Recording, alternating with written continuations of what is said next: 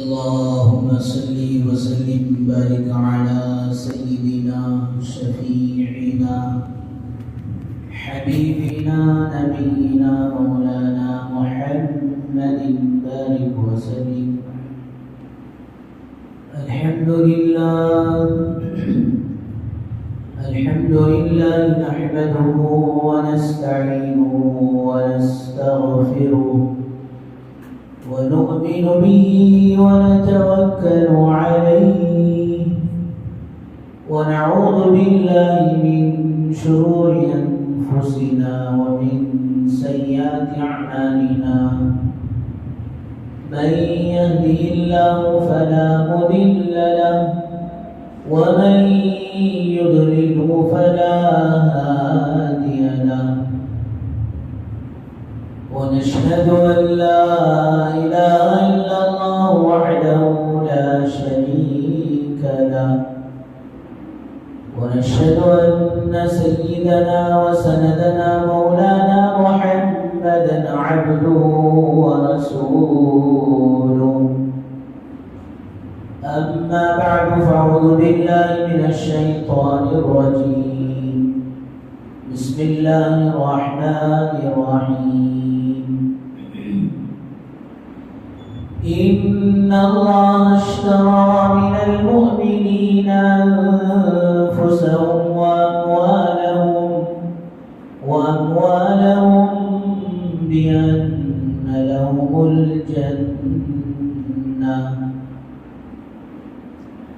وقال رسول الله صلى الله عليه وسلم: كان يذكر الله في كل أحيان، أو كما قال عليه الصلاة والسلام: رب اشرح لي صدري ويسر لي أمري واحلل عقدة من لساني يفقهوا قولي. اللهم صل على سيدنا محمد وعلى آل سيدنا محمد بارك وسلم في كلام أولنا. اللهم صل على سيدنا محمد وعلى آل سيدنا محمد بارك وسلم في أوسط كلامنا. اللهم صل على سيدنا محمد وعلى آل سيدنا محمد بارك وسلم في آخر كلامنا. بزرگان محترم و معزز سامعین کرام، اللہ جل جلالہ وعلا والہ کا احسان کرم فضل ہوا کہ اللہ تبارک و تعالیٰ نے ہم سب کو اپنے گھر تک آنے کی توفیق نصیب فرمائی اور کچھ دن کی باتیں کہنے اور سننے کی توفیق و سعادت نصیب فرمائی. درود و سلام نازل و آقا مدنی تاجدار مدینہ احمد مجتبی محمد مصطفیٰ وجہ کائنات محسن انسانیت محمد عربی صلی اللہ علیہ وسلم کے ذات عالی پر. بزرگان محترم، بندہ جتنی چاہے ایڑی چوٹی کا زور لگائے، اللہ کی بندگی کا حق ادا نہیں کر سکتا. قاسم العلوم والخیرات حضرت نانوتی رحمۃ اللہ علیہ فرماتے ہیں: قیامت تک جتنی سجدوں کی تعداد ہے وہ ساری تعداد ایک طرف رکھ کر سرکار دو عالم صلی اللہ علیہ وسلم کے ایک سجدے کو رکھ دیا جائے تو آپ کا سجدہ یہ بھاری ہو جائے گا. ہاں، حضرات انبیاء علیہ السلام اللہ کے منشے کے مطابق عبادت کیا کرتے تھے، لیکن دوستو ہمیں یہ حکم ہے کہ زندگی کے مقصد کو سمجھ کر اللہ کی بندگی کے ساتھ عبادت کریں، اللہ کے حکم کی پامالی نہ ہو، اور سرکار دو عالم صلی اللہ علیہ وسلم کی شریعت اور سنت کو ہم چھوڑنے والے نہ بنے، بلکہ ہر معاملے میں اللہ کی بندگی کو اپناتے ہوئے سرکار دو عالم صلی اللہ علیہ وسلم کے طریقے پر اپنی زندگی کو لائیں، اور پھر اس زندگی کے وقت کو غنیمت سمجھیں۔ اللہ کے نبی صلی اللہ علیہ وسلم اپنی زندگی میں اس بات کو کرتے ہوئے اپنی امت کو یہ تعلیم دے کر گئے ہیں کہ میری امت تمہارا کوئی وقت بھی ضائع اور برباد نہ ہو، اس لیے کہ یہ زندگی گزارنے کے لیے نہیں ہے، بلکہ میرے بزرگوں یہ زندگی بنانے کے لیے، گزارنے کے لیے اور مخلوق ہے اور دین والے ہیں جن کے پاس نہ شریعت ہے، نہ تو قبر کا کوئی معاملہ ان کے سامنے ہے، نہ حشر ہے، نہ جنت ہے، نہ دوزخ ہے، نہ پل صراط ہے، نہ پھر قیامت کا ڈر ان کے سامنے ہے، نہ حشر میں کھڑے ہونا ان کو معلوم ہے، ان کو یاد ہو۔ لیکن بزرگوں دوستوں، ہم ماشاءاللہ اللہ نے ہمیں جو ایمان دیا ہے اور جو اعمال دیے ہیں اور جس نبی پاک صلی اللہ علیہ وسلم کی امت میں اللہ نے پیدا کیا ہے، اس میں ساری تعلیمات ہیں۔ یہ سر کے بال سے لے کر پیر کے ناخن تک، اور ماں کی گود سے لے کر قبر کی گود میں جانے تک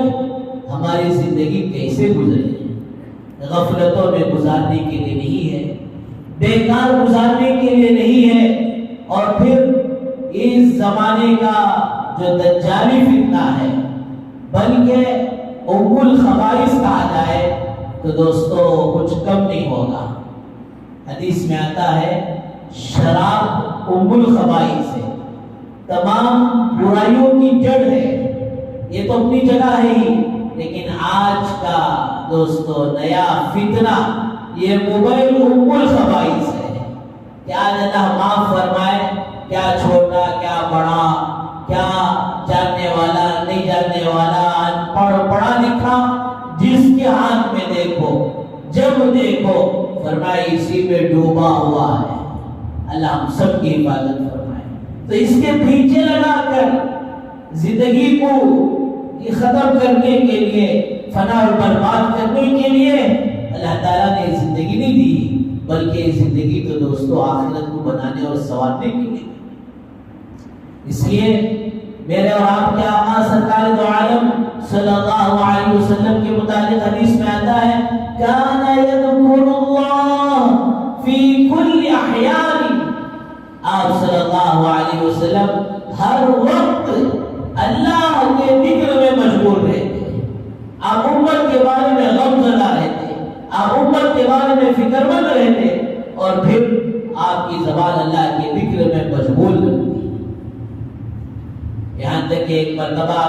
استنجا کے لیے گئے ہیں،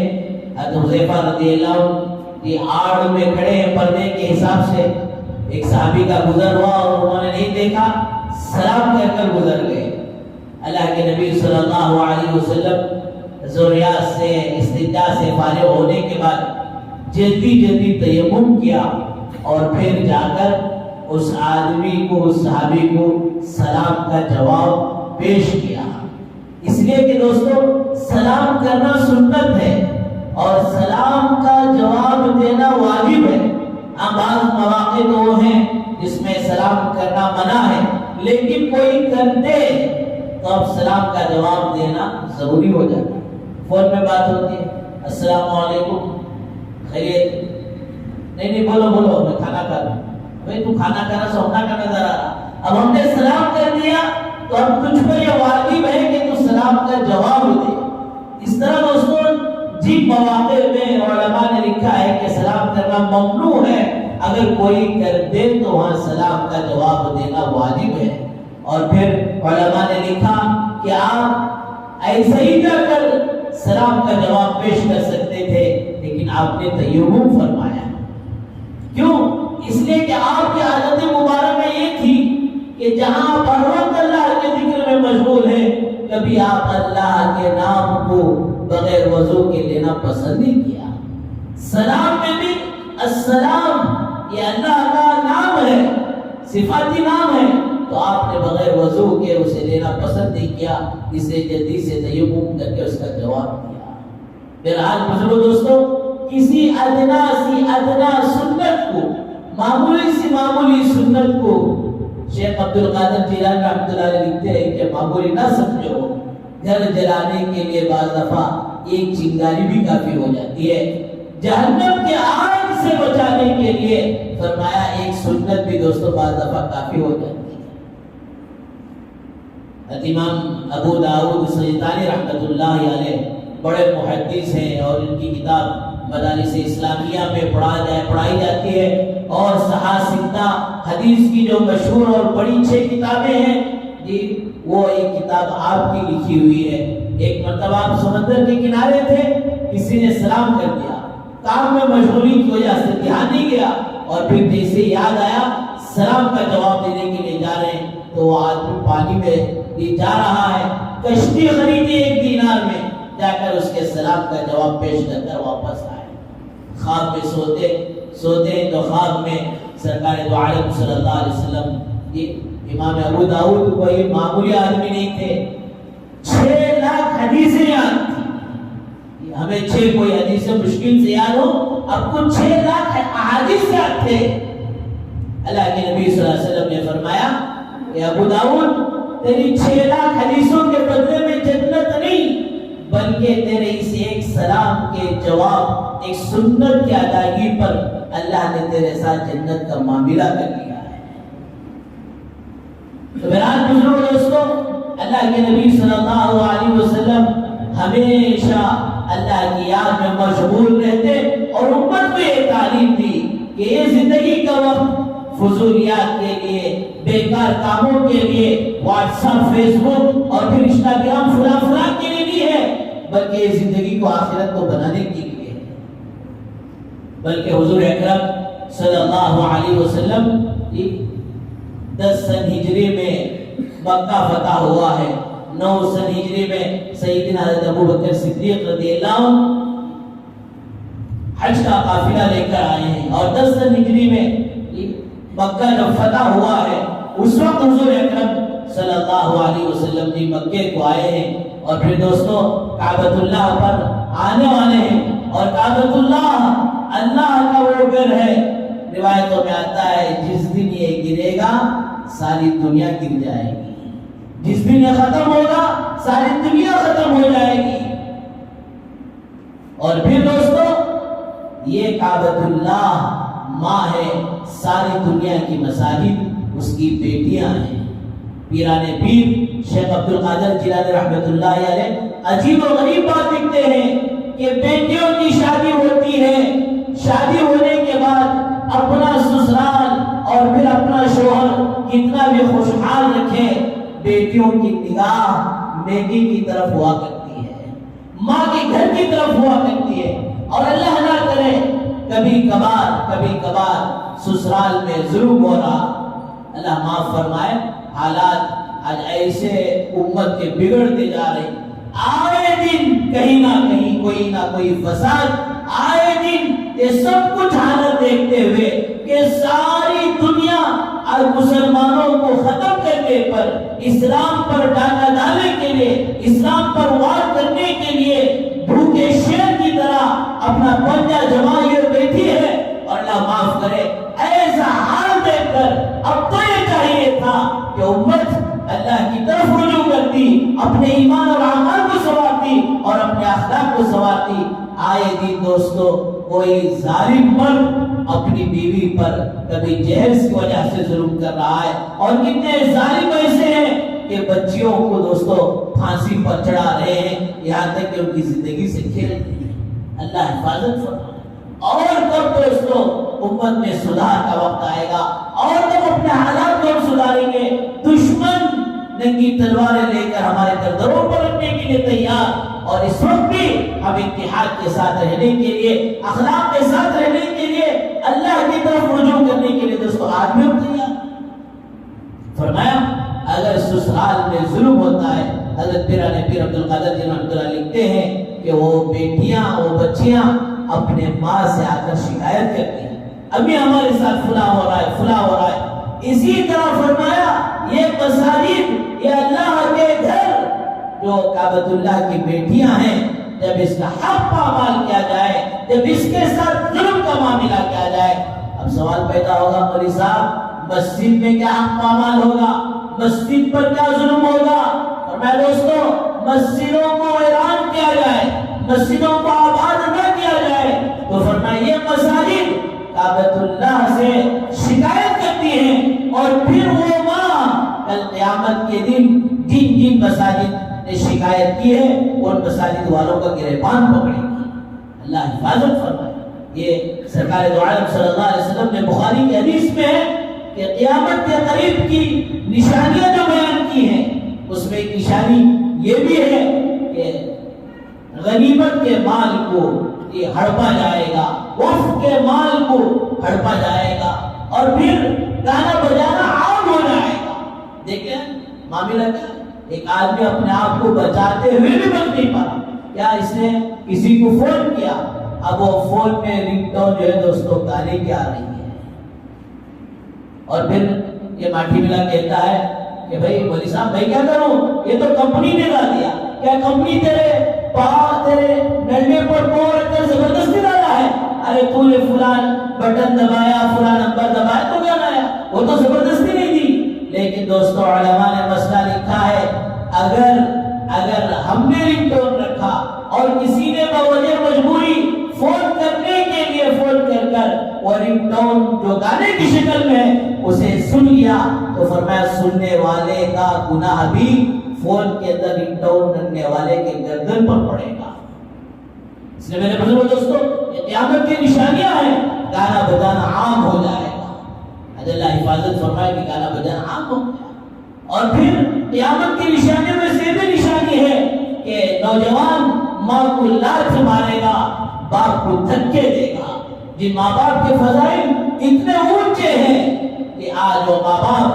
بچوں سے گولیوں کے لیے پیسے ترس رہے ہیں، کھانے کے لیے نہیں بیٹا گولیوں کے لیے پیسہ دے، اور بڑی مشکل سے اور تانے دیتے ہوئے میں ہی تیرا بیٹا ہوں، میں ایک ہی تجھے بیٹا ہوں اور بچے نہیں ہیں، تانے دیتے آج ماں باپ کی گولیوں کے پیسے دے رہا ہے۔ اللہ کے نبی صلی اللہ علیہ وسلم نے حدیث مبارکہ میں صاف فرمایا ہما جنتک و نارک، وہی تیری جنت ہے وہی تیری دوزخ ہے۔ اگر خدمت کر دعاؤں کا مستحق ہوا تو جنت ہے، اگر ناراض کر اگر ان کی آہیں لے لی، ان کی بددعائیں لے لی تو جہنم کا مستحق ہو جائے گا۔ خطبہ دین پورے میں لکھا ہے پڑوس ملک میں ایک نوجوان کو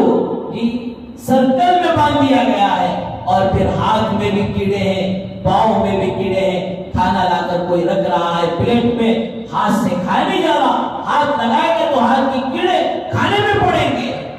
اس لیے جس طرح کتا کھاتا ہے منہ سے، اس طرح دوستوں اپنے منہ سے وہ اپنا منہ پلیٹ میں ڈال کر کھا رہا ہے۔ اسے اللہ والے نے گزرتے ہوئے پوچھا بیٹا آخر ہوا کہا حضرت ایک بوڑھی ماں تھی،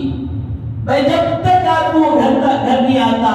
کھانا گوارا نہیں کرتی، اور جب تک میں گھر میں نہیں آتا باوجود بڑھاپے کے بیماریوں کے سونا جو ہے وہ پسند نہیں کرتی تھی۔ ایک مرتبہ میں دوستوں اور یہاں آشناؤں میں لگ کر بڑی دیر سے گھر آیا اور نشہ چڑھا ہوا تھا۔ ماں نے کہا میرے لال آخر اتنی دیر کیوں آ رہا ہے، مجھے تو بعض دفعہ ڈر لگتا ہے۔ اتنا کہنا تھا بوڑھی میرے جبنے کی کیا ضرورت، کھانا تو کھا لینا تھا، سونا تو سونا تھا۔ پیر سے دھکا دیتے ہوئے گھر میں داخل ہوا، ماں اس حال میں گری اور مری، پتہ نہیں اس گرتے اور مرتے وقت میں کیا آہیں اس کی لگی۔ اس وقت سے میرے ہاتھ اور پیر میں جو ہے کیڑے پڑنا شروع ہو گئے۔ پھر سارا محلہ اور پھر سارا گھرانہ تنگ آ کر مجھے لا کر یہاں باندھ دیا، حضرت میرے حق میں دعا کرو کہ کتے سے بدتر میری زندگی بن گئی ہے۔ میرے بزرگوں قدر کرو، ماں باپ کی قدر کرو، یہ انمول تحفہ ہے دوستوں دنیا کی اور نعمتیں حاصل ہو سکتی ہیں، مل سکتی ہیں، ماں باپ چلے جائیں تو دوبارہ نہیں مل سکتے۔ بہرحال اسی میں قیامت کی نشانیوں سے بھی یہ بھی لکھا ہے کہ لوگ مساجد کو اپنی پراپرٹی بنا لیں گے، اور پھر لکھا ہے کہ قیامت کے نشانیوں میں سے ایک نشانی یہ ہے کہ مسجدیں ویران ہوگی اور مسلمان بے نمازی ہو جائیں گے۔ آج تھوڑی دیر کے لیے اپنے سینوں پر ہاتھ رکھ کر دوستوں خود فیصلہ کریں کہ 5% نمازی مشکل سے ملتے ہیں۔ آج مسجدیں ویران ہیں، یہی مسجدیں کل قیامت کے دن دوستوں کعبۃ اللہ سے شکایت کرے گی، اپنے ماں سے شکایت کرے گی کہ انہوں نے میرا حق کو پامال کیا، انہوں نے مجھ پر ظلم کیا۔ اس لیے بزرگ دوستوں مساجد کو جہاں بنانے کی اور اس کی سہولتوں کی جہاں فکر کرتے ہیں اس سے کہیں زیادہ، اس لیے خدا کی قسم جس جگہ کو مسجد کے لیے خرید لیا گیا قیامت کے صبح تک وہ مسجد ہی ہے، وہاں اور کوئی چیز ہو نہیں سکتی۔ اگر عزیزی ڈالے، سیٹوں کی مسجد ہو، جھوپڑی ڈالے، ٹرپل ڈالے، کچھ بھی نہ ہو تو فرمایا تب بھی وہ مسجد ہی کی جگہ ہے۔ مسجد کو آباد کرنے کا یہ معنی نہیں کہ مسجد کو سجا کر اور پھر اسے دوستوں کوئی جو ہے شو کی چیز بنا کر چھوڑ دیا جائے۔ اصل آبادی تو مسجد کی یہ ہے کہ فرمایا دوستوں مسجد کو مصلیوں سے آباد کیا جائے، مکاتب سے آباد کیا جائے، یہاں تک کہ بالغان کا نظام چلا جائے۔ گویا ہماری مسجد فرمایا دوستوں 24 گھنٹے اللہ کے دین سے، اللہ کے دین سیکھنے اور سکھانے سے آباد رہے۔ تو بہرحال مجھے یہ کرنا تھا کہ کل قیامت کے دن دوستوں یہ مساجدیں جو ہے شکایت کریں گے۔ بہرحال بزرگوں دوستوں اللہ کے رسول صلی اللہ علیہ وسلم فرماتے ہیں کان یذکر اللہ فی کل احیان، آپ ہر وقت ذکر میں مشغول، اللہ کی یاد میں مشغول، یہاں تک کہ 60 سال کی عمر آپ کی ہو گئی۔ فرمایا یہ آخری سورت، آیتیں آخری بعد میں بھی نازل ہوئی لیکن آخری سورت یہ سورہ نصر، اذا جاء نصر اللہ، اے میرے محبوب جب اللہ کی مدد آ جائے اور فتح آ جائے، وَرَأَيْتَ النَّاسَ يَدْخُلُونَ فِي دِينِ اللَّهِ أَفْوَاجًا، اور تم لوگوں کو دیکھو کہ فوج در فوج اسلام میں داخل ہو رہے ہو، مکہ فتح ہو گیا، کعبۃ اللہ کی چابیاں مل گئی، تو اس کا مطلب یہ تھا کہ اب سارے عالم میں یہ دین زندہ ہوگا، سارے عالم میں یہ دین پہنچے گا۔ وَرَأَيْتَ النَّاسَ يَدْخُلُونَ فِي دِينِ اللَّهِ أَفْوَاجًا فَسَبِّحْ بحمد ربک واستغفر، پھر آپ اپنے رب کی تسبیح و تقدیر بیان کریں اور استغفار کریں۔ امی جان عائشہ رضی اللہ عنہا پوچھتی یا رسول اللہ آپ کا یہ حال اللہ کی عبادت کرتے کرتے آپ کے پاؤں مبارک پر ورم آ جا رہے ہیں، آخر آپ سے ہوا کیا ہے؟ فرماتے عائشہ ہوا تو کچھ بھی نہیں، اللہ نے سب نعمتیں مجھے دی ہیں، افلا اکون عبدا شکورا، کیا میں اللہ کا شکر گزار بندہ نہ بنوں؟ بہرحال بزرگوں دوستوں اللہ کے نبی صلی اللہ علیہ وسلم اپنی زندگی میں یہ ساری زندگی بتا کر چلے گئے، آپ نے موقع کی دعائیں بتا کر چلے گئے۔ کوئی آدمی سو رہا ہے تو فرمایا اس کے لیے دعا بتائے، اٹھتے ہیں تو اس کے لیے دعا بتائی، اگر درمیان میں کوئی آنکھ کھل جائے اس کے لیے دعا بتائی، گھبرا کر اٹھے تو اس کے لیے دعا بتائی۔ فرمایا ہر موقع پر دعائیں مختلف آپ نے بتا کر جو ہے یہ بات امت کو تعلیم دی کہ زندگی کو غنیمت سمجھو، اس وقت کی پوری قدر کرو، پھر ایک مرتبہ ہاتھ سے چلا جائے اور پھر دوستوں دوبارہ جو ہے 1 سیکنڈ بلکہ 1 سبحان اللہ کہنے کا آدمی محتاج ہو جائے۔ وَانْفِقُوا مِمَّا رَزَقْنَاكُم مِّن قَبْلِ أَن يَأْتِيَ أَحَدَكُمُ الْمَوْتُ، کہ وقت آنے سے پہلے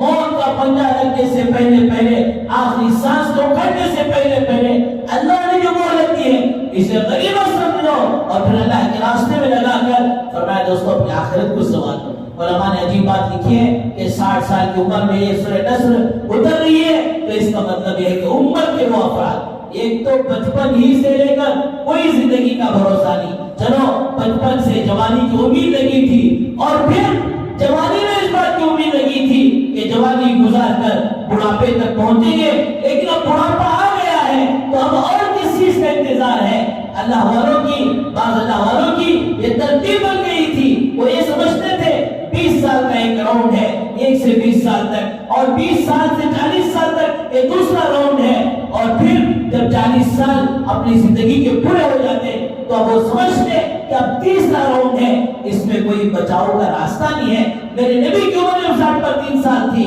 تو اور میری اور زندگی کی کیا امیدیں میں لگاؤں؟ فرمایا جس کی وجہ سے دن تو دن رات کے لیے بھی اپنا بستر باندھ کر تیار رہتے، تب اللہ کی طرف سے بلاوا آ جائے، تب زندگی کا آخری دن ہو جائے، تب زندگی کا آخری وقت ہو جائے، تب زندگی کے آخری لمحات ہو جائے۔ لیکن بزرگوں دوستو، اللہ کا عجیب و غریب معاملہ ہے، ان اللہ اشترى من المؤمنین انفسهم واموالهم بان لهم الجنہ، اللہ تعالیٰ نے یہ بندوں کے جان و مال کو جنت کے بدلے میں خرید لیا، اور دنیا کا خریدار خریدنے کے بعد اس کا مالک ہو جاتا ہے، اور پھر دوستو جس سے خریدا ہے اس کا کچھ اختیار باقی نہیں رہتا۔ لیکن اللہ عجیب و غریب خریدار ہے، خرید کر بھی یہ کہتے ہیں میرے بندو یہ زندگی کو جائز ضرورت میں صحیح طور پر استعمال کرو، میرے بندے دن پر تو کام کر کر کر تھک جاتا ہے، جا رات کے وقت میں تجھے پوری مہلت دیتا کہ رات کو سونا، جب عشاء پڑھ لے اور پھر جب نیند پوری ہو جائے اس وقت اٹھ کر فجر پڑھ لینا۔ اللہ عجیب خریدار ہے، اور پھر فجر پڑھ لیتے ہیں تو اللہ تعالیٰ نے ظہر تک کا لمبا وقت دیا، جہاں میرے بندے اس وقت تو اپنی معاش کی بھی فکر کر لے۔ اللہ تعالیٰ خریدنے کے بعد یہ نہیں کہا کہ ساری زندگی ہی اور سارا وقت ہی تو میری عبادت میں لگا لو۔ بہرحال بزرگوں دوستو، یہ ہمارا سب کچھ بکا ہوا ہے، ہم اس کے مالک نہیں ہیں، کبھی خواب و خیال میں بات نہ ہے کہ ہم بھی اس کے مالک ہیں۔ اگر ہم اس کے مالک ہوتے، روح انسان کی جب کھینچی جاتی تو مالک یہ کہہ کر روک لیتا، نکو حضرت اسرائیل ابھی ذرا جانے دیو، ابھی ذرا بچی کی شادی کرے سو، نواسی اور پوتری کی بھی کر کو آپ نہیں۔ فرمایا جب روح کھینچا جاتا ہے کسی باپ میں، کسی ماں میں، کسی بیوی میں، کسی بچوں میں، کسی شوہر میں، یہ سکت اور طاقت نہیں رہتی کہ فرمایا وہ روح کو